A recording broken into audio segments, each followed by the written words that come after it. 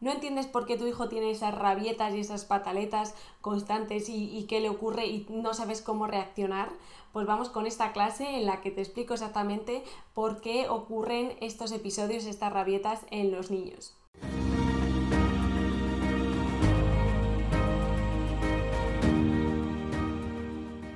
Para poder entenderlo mejor vamos a partir de una explicación muy sencilla y muy básica de lo que es el cerebro. Ya sabéis que el cerebro está formado por distintas partes, distintas zonas y cada una de ellas tiene una función específica. Pero simplificándolo mucho, podríamos dividir el cerebro en cerebro inferior y cerebro superior. Y las rabietas formarían parte de ese primero, del cerebro inferior. ¿Y qué significa esto? Vamos a hacer uso para explicarlo de nuestra mano y vamos a imaginarnos que esto fuera nuestro cerebro. Tendríamos aquí el tronco cerebral, que es el que se encarga de todos los aspectos involuntarios de nuestro cuerpo, como puede ser la respiración o el ritmo cardíaco. Y luego tendríamos ya lo que viene siendo el cerebro inferior. Dentro de este cerebro inferior tenemos el sistema límbico y dentro del sistema límbico tenemos la amígdala, que la podríamos representar con esta parte de la mano, que estaría ahí. Pues bueno, pues todo lo que tiene que ver con el sistema límbico es lo que está relacionado con las emociones y es una parte que es muy impulsiva, no tiene nada que ver con el razonamiento, es como el aquí y el ahora, los sentimientos, las emociones y lo que nos sale de manera directa, de manera más impulsiva. Y por último, si seguimos con esto, tendríamos el cerebro superior en el que está la corteza general, la corteza cerebral y dentro de la corteza cerebral tenemos otra parte que sería la corteza prefrontal, que correspondería a esta parte. Y estaréis diciendo, ¿pero qué tiene que ver todo esto con las rabietas?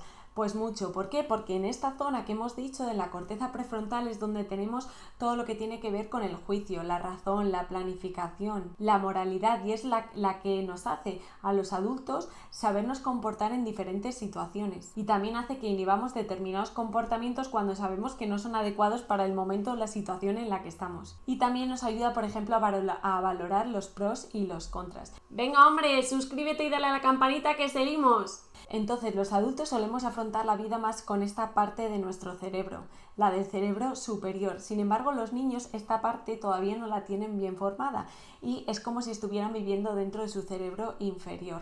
Es decir, están más dominados por todas esas emociones, por lo impulsivo, por el aquí y el ahora, por reír, por llorar. Claro, son emociones que las sientes y no las puedes controlar. Las sientes y no puedes decidir si sientes esa alegría, esa tristeza, esos nervios, esas ganas de correr o de saltar. Y esta parte del cerebro en los niños es muy chiquitita, se va formando conforme van evolucionando y se van desarrollando. Es más, la corteza prefrontal no se termina de formar hasta los 25, incluso algunos investigadores dicen hasta los 30 años. Así que ya os podéis hacer una idea de por qué los niños a veces son tan impulsivos y sobre todo en esos momentos de las rabietas y por qué no pueden planificar tanto como los adultos o no pueden pensar tanto en el mañana y en sus consecuencias, sino que viven en el aquí y el ahora y en lo que les nace, en sus emociones. Y además es como si entre los dos cerebros, el cerebro inferior y el cerebro superior, hubiera una especie de puente. Y tanto la infancia como la adolescencia, ese puente sería muy delgadito, no habría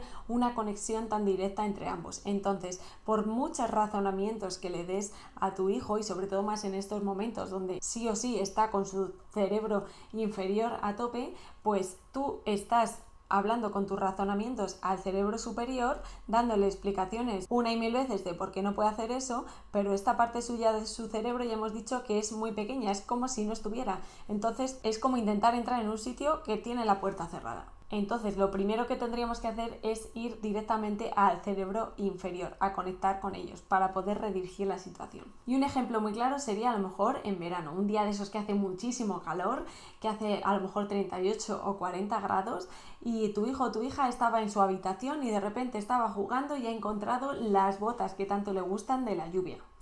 Y se le mete en la cabeza sí o sí que hoy quiere irse al parque, a la piscina, a pasear, a donde sea con esas botas. Ya sabes que son altas, que son de plástico, que dan un calor que te mueres, pero tu hijo se las quiere poner. Y le dices que no, pero él empieza a gritar, a llorar, pues yo me las voy a poner sí o sí, o se las pone, o empieza a tirarlas, o empieza a tirar otras cosas.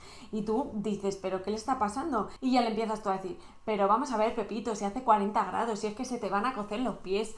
si es que te van a salir heridas, si es que ahora no se puede llevar esto. Dice, mira, vamos a la terraza y te le sacas a la terraza. Dice, pero ¿no ves qué calor hace? Si es que es imposible ir así. Y le dices, esto es para invierno o para cuando llueve o que se te van a chicharrar los pies. Bueno, tú le das una y mil explicaciones, pero Pepito sigue ahí tirado en el suelo, llorando, poniéndose las botas y no haciéndote ni caso. Y tú sigues ahí con tus 1001 argumentos, pero que no te va a hacer ni caso. Primero, no te está escuchando. Segundo, ya hemos dicho, es como si tuviera la puerta cerrada de su cerebro superior, porque ahora mismo está viviendo en el cerebro inferior. Y entonces eso es lo primero que tendríamos que hacer. Ir a visitarle a su cerebro inferior. Luego veremos cómo. Bueno, ya sabéis que aquí estamos respondiendo a una única pregunta acerca de las rabietas, pero si queréis saber todo lo demás acerca de ellas, por qué se producen, qué ocurre en el cerebro, cuánto suele durar una rabieta, cómo gestionarla, cómo establecer los límites, qué errores cometemos los padres, todo lo tenéis en la masterclass accediendo aquí. Entonces, bueno, ya iréis viendo en vuestro hijo que conforme va creciendo se va desarrollando más este cerebro superior y es más capaz de planificar, de razonar, de hacer preguntas más complejas, de tener otros planteamientos distintos, pero eso va con el paso del tiempo, no sucede de un día para otro y también es muy bonito ver esa evolución, ese crecimiento, ese desarrollo y aunque luego le veas mucho mejor, puede llegar ese día en el que de repente tenga 10 años, 11 años o los que sean y vuelve a tener otra reacción así o con 16 años y dices, pero si ya hemos pasado la etapa de las rabietas, ¿qué le está pasando? Pues bien, también puede tener lo que denominamos como un secuestro emocional, incluso los adultos también podemos tener esas sensaciones y esas reacciones. ¿Y qué es esto del secuestro emocional? Pues como bien dice la palabra, secuestro emocional por las emociones. Entonces, si volvemos a tener aquí el cerebro inferior y el cerebro superior, es como si este cerebro, el inferior, el de las emociones, atrapara y secuestrara a nuestro cerebro superior y anula todo tipo de razonamiento, de juicio. Es cuando estás llorando a todo llorar y no puedes parar, o cuando te has enfadado muchísimo y por muchas razones que te den a favor de lo que te acaba de ocurrir, no lo ves por ningún lado, es que ni lo escuchas. ¿Por qué? Porque te está dominando tu emoción. Entonces, estáis viendo que a veces a los adultos también nos ocurre. ¿Qué pasa? Que ya hemos aprendido y no reaccionamos de la misma manera normalmente que los niños, pero ellos todavía no tienen esa experiencia. O también te puede ocurrir en esos momentos que dices palabras que no piensas o que mandas un mensaje que no quieres o una llamada telefónica o lo que sea y luego cuando ya se termina ese secuestro emocional y tu cerebro vuelve a su ser normal y empieza a dominar otra vez el cerebro superior, pues te arrepientes y dices, ¿pero qué he hecho? ¿Pero qué he dicho? Pero si eso no lo pienso de verdad. Entonces, bueno, pensad si habéis tenido alguna situación o algún momento así y que os hubiera ayudado a vosotros en ese mismo momento. Como siempre ya sabéis que podéis escribirme todas las preguntas que tengáis o bien aquí en los comentarios o en Instagram por mensaje directo. Sé que lo estáis haciendo súper bien y que podéis seguir haciéndolo cada día mejor y os mando un besazo.